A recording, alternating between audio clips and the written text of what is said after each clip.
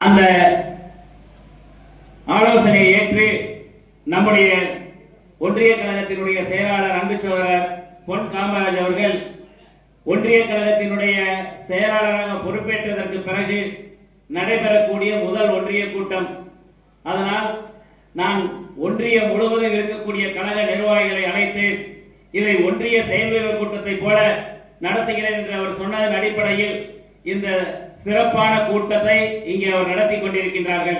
அவருக்கு அதற்காக என்னுடைய பாராட்டுதலையும் வாழ்த்துக்களையும் நான் தெரிவித்துக் கொள்கிறேன்.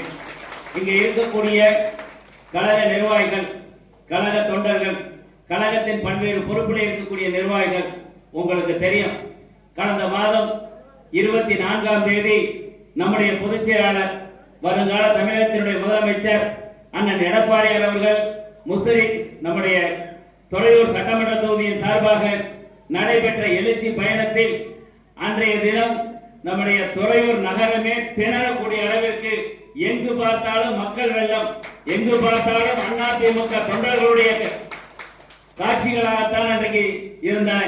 நாம் ஒவ்வொரு தொகுதியாக நாம் நிகழ்ச்சிகளை நடத்துகிற பொழுது அதிகபட்சம் ஒரு 2 கிலோமீட்டர் தூரத்துக்குள்ளதான் நாம கழகத்தினுடைய நிர்வாகிகள், கழகத்தினுடைய தொண்டர்கள், மகளிர் சகோதரிகளை நாம் நிறுத்தி இருப்போம்.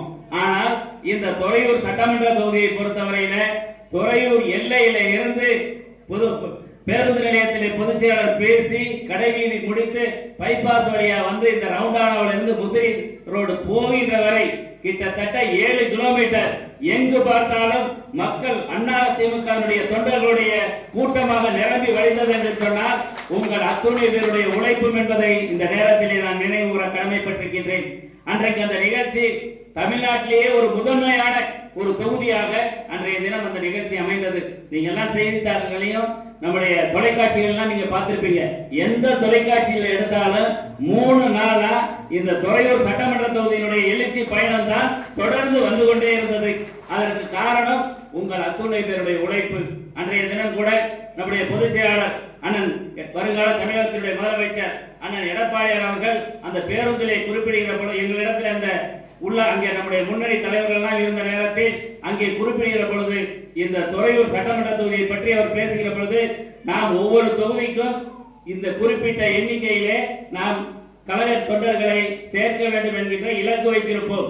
ஆனால் அதையெல்லாம் மீறி 2 மடங்கு கூட்டம் இந்த துறையூர் சட்டமன்ற தொகுதிக்கு வந்தது என்று நம்முடைய பொதுச் செயலாளர் அவர்கள் அன்றைக்கு பாராட்டினார்கள்.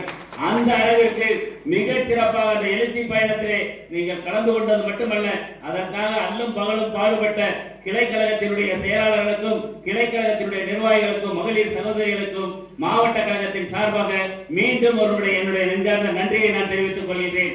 அன்றைய தினம் பொதுச் செயலாளர்களுக்கு அந்த எழுச்சி பயணத்திலே நீங்கள் அளித்திருக்கக்கூடிய ஆதரவு, அன்றைக்கு நீங்கள் காட்டியிருக்கக்கூடிய அன்பு, அந்த ஆதரவை பார்க்கின்ற நேரத்தில் நீங்கள் நம்முடைய பொதுச் செயலாளரிடத்திலே நீங்கள் சொன்னதாகத்தான் நாங்கள் எடுத்துக்கொள்கின்றோம்.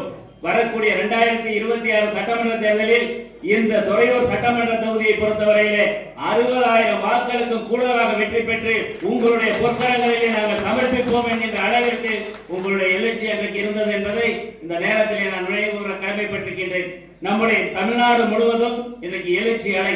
பொதுச் செயலாளர் அண்ணன் எடப்பாடியார் அவர்கள் எங்கு போனாலும், எந்த தொகுதிக்கு போனாலும் 50,000 பேர் வரை கூடக்கூடிய அளவிற்கு மக்கள் ஆதரவு இருக்கிறது.